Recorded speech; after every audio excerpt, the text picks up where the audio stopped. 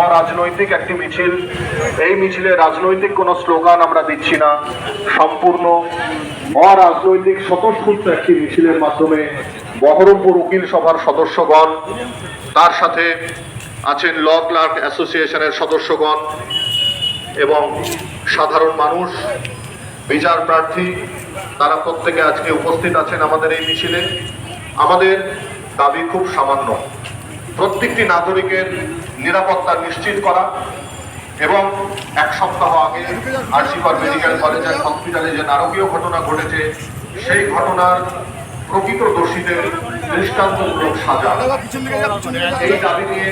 আজ বহরমপুর উকিল সভার মাননীয় সদস্যগণ পথে নেমেছেন এবং সাথে আছেন ল ক্লার্ক অ্যাসোসিয়েশনের সদস্যগণ, বিচার প্রার্থীগণ এবং সাধারণ মানুষ,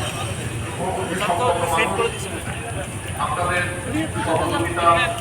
আপনাদেরকে সঙ্গে নিয়ে আমাদের এই মিছিল আমরা